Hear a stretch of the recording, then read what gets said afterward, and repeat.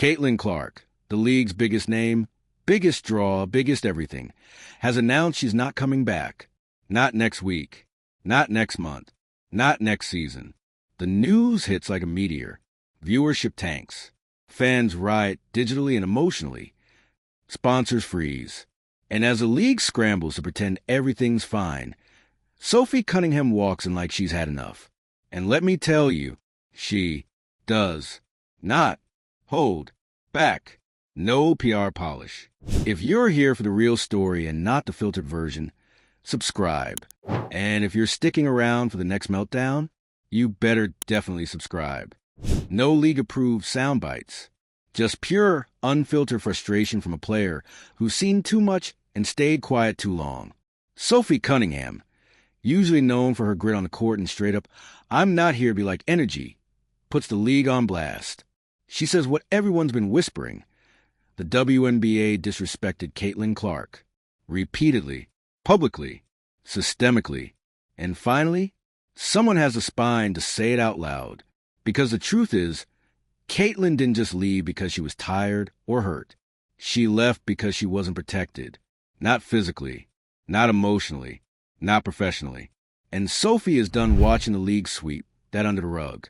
Let's get into what she actually said, because this wasn't a vague, "we need to do better" quote for a post-game interview. This was a call-out. This was Sophie saying, this league has a problem, and if we don't talk about it now, women's basketball is going to pay the price.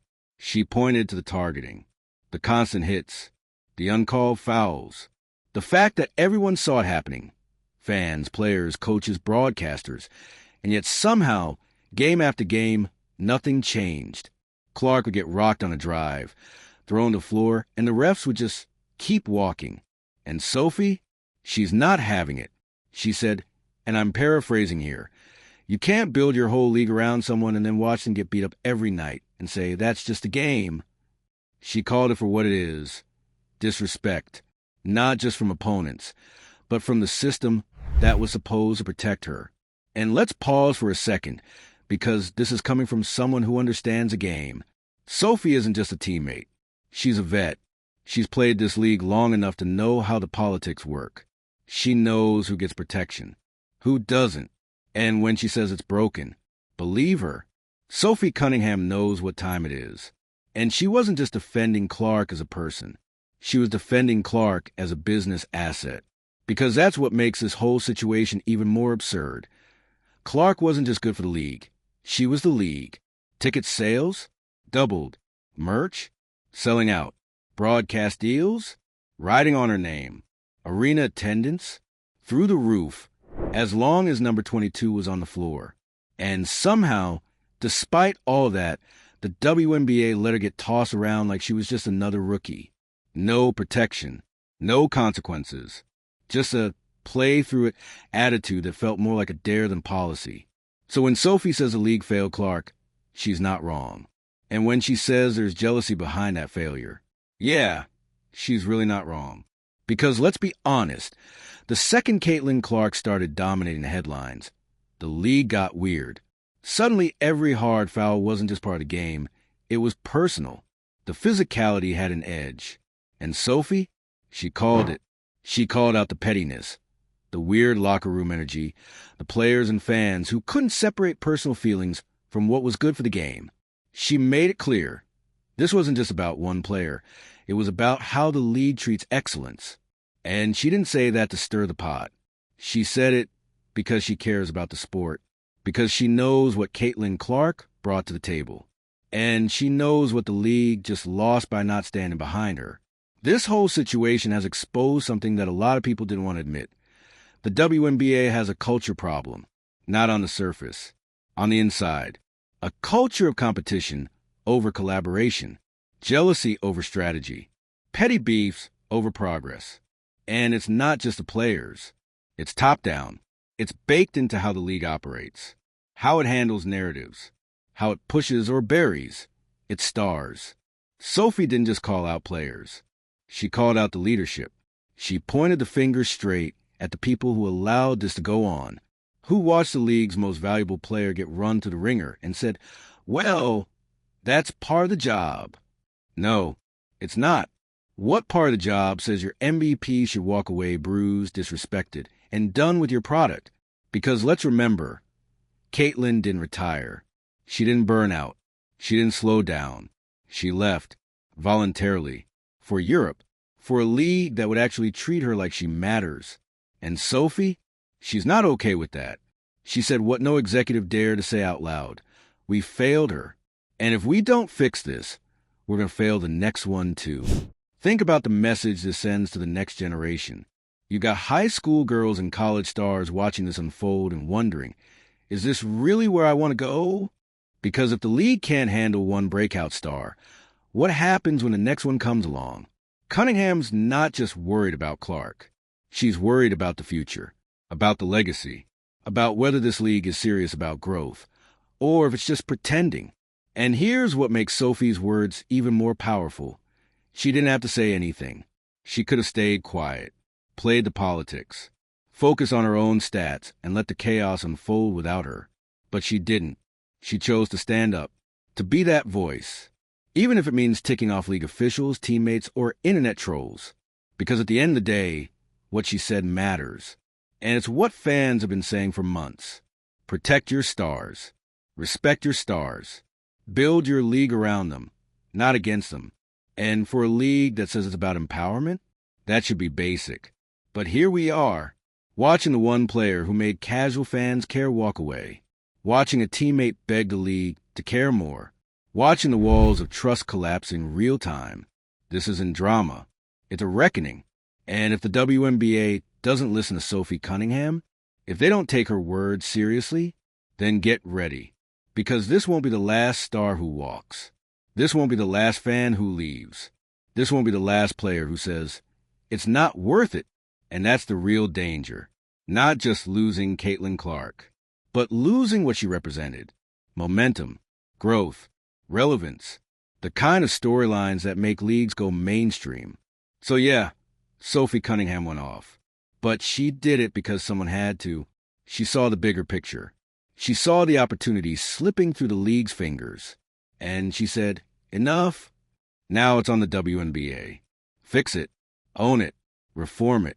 Because if you can't protect your biggest asset, your brightest star, your future, you don't have a league. So what do you think? Was Sophie right to call it out? Is this the turning point the WNBA needs? Or is this the final warning before more chaos? Drop your thoughts below. This isn't just a debate. This is a moment. And if you're here for more sports meltdowns, star walkouts, and truth bombs from players who get it, hit that subscribe. Because the WNBA's not just in hot water. They're boiling. Sophie Cunningham blew the lid off the WNBA's handling, or more accurately, mishandling, of Caitlin Clark. It was like someone finally said what everyone else had been tiptoeing around for months. And suddenly, the energy shifted. You know that moment in a movie when the side character finally stands up and tells the king the kingdom is crumbling? That was Sophie. In real time. No CGI. No soft lighting. Just raw truth. Delivered like a dagger wrapped in professionalism. And now, the league is scrambling. The silence from officials? Deafening. You can feel the PR department spinning in their chairs, furiously rewriting next week's press releases. But here's the problem. The toothpaste is already out of the tube. Once a player like Cunningham speaks up, especially from within the ranks, you can't walk that back. You can't slap a hashtag on it and pretend it's growth. Because Sophie didn't go rogue. She went real. She put her name, her reputation, and her career on the line to call out a league that she still wants to see succeed. And that's what makes it even more powerful. This wasn't bitterness. This wasn't drama for drama's sake. This was loyalty to the sport, to the players, to the fans, to the future. And let's be honest, she said things a lot of people didn't have the guts to say. Because calling out the WNBA from the inside, that takes nerve. Especially when the league has a history of brushing dissenting voices under the rug like spilled Gatorade. But here's the thing, the rug's on fire now. And Cunningham just walked in with a matchbox and receipts. Let's rewind a little, though, because Sophie didn't just wake up one day and decide to speak out. She's been watching. She's been noticing. Game after game, She saw how Clark was treated, not just by the refs, but by the system, the commentators, the league hierarchy, even some of the players. It wasn't subtle. It was calculated. The league built her up for clicks, for ticket sales, for record-breaking viewership. But when it came time to protect her, silence. When it came time to hold officials accountable, crickets. And when Clark finally said, "I'm not coming back," suddenly, everyone was shocked. Please. Sophie saw the writing on the wall before most of us did. She knew what was happening. And while everyone else was pretending this wasn't personal, that this was just basketball, she was standing there thinking, no, it's deeper than that. Because it wasn't just about one player being fouled too hard.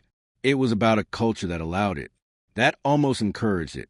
The undertone of jealousy, of bitterness, of she doesn't deserve this attention, even though Caitlin Clark was literally saving the league's ratings. And Sophie, she wasn't going to stay quiet about it. She didn't just defend Clark as a teammate. She defended her as a symbol, as a once-in-a-generation athlete, as someone who had potential to change the entire trajectory of women's basketball, not just for one season, but for decades. And the league just let that slip away, like it was no big deal. Like you can just find another Caitlin Clark lying around at your local YMCA. Spoiler, you can't. What Sophie highlighted wasn't just a personnel issue. It was a philosophical one. A league that's constantly begging for attention, for media coverage, for new fans. And yet, when they get all of that served on a silver platter, they don't know what to do with it. They fumble it. They smother it. They resent it. Because Clark didn't just bring attention to the league. She exposed the cracks. She revealed how unprepared the WNBA was for real, sustained stardom, not the once every 4 years Olympic spike, not the casual tweet during the playoffs, but full-blown mainstream, cameras following you to the parking lot celebrity. And the league didn't know how to handle it. So instead of protecting her, they distanced themselves. Instead of enforcing rules, they let the game spiral. Instead of setting a new standard, they try to keep things balanced. But balance to who? Balance to what? Because if your idea of balance is letting your biggest star get fouled every game until she literally opts out of the league, that's not balance. That's sabotage. Sophie Cunningham saw all of it, and she said, enough. She didn't sugarcoat it. She didn't dance around it. She called it what it is: systemic disrespect, targeting, a failure of leadership. And here's the irony. The WNBA loves to promote slogans about sisterhood, about unity, about lifting each other up. But when the rubber hit the road, when one of their own was begging for fairness on the court, they ghosted her. And Sophie's calling out the hypocrisy. Because what she's really demanding isn't special treatment for Clark. It's basic respect. It's fairness. It's protecting every player who carries the league's future on their back. She's asking, how do we expect to grow this game if we keep tearing down the very people who are building it? And honestly, she's right. You don't get a Caitlin Clark every year, or even every 10. She's lightning in a bottle. But if you keep letting that lightning get struck down without consequence, don't be surprised when the storm moves somewhere else, which it did. Europe. And now the WNBA is sitting here, one star lighter, one PR disaster deeper, and one Sophie Cunningham speech away from a full-blown mutiny.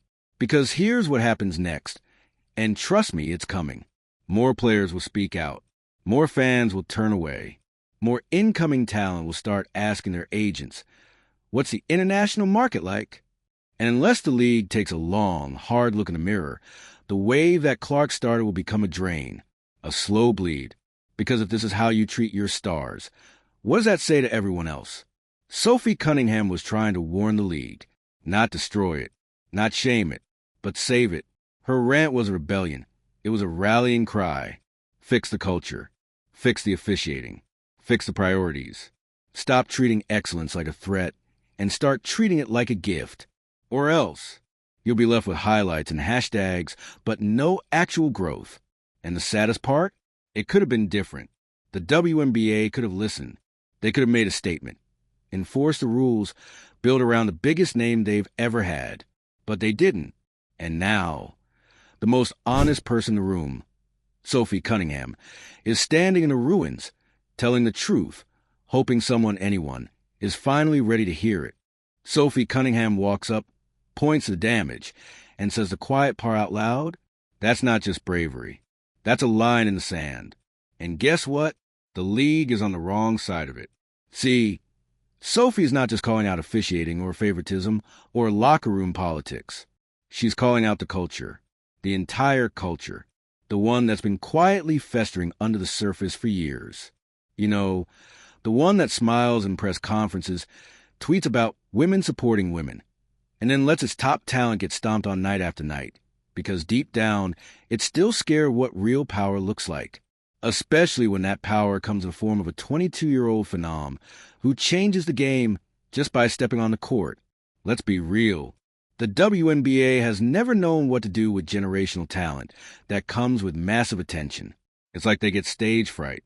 They want the headlines, the fans, the sold-out arenas. But when the spotlight actually shows up, suddenly they start shrinking, like the attention is too big, too loud, too white-hot. So what do?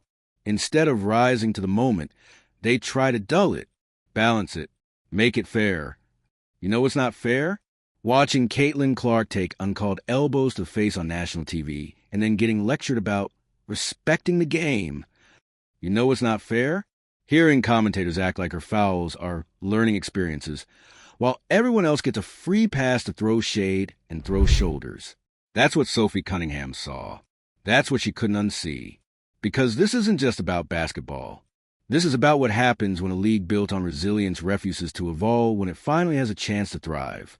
Sophie knows what it takes to make it in this league.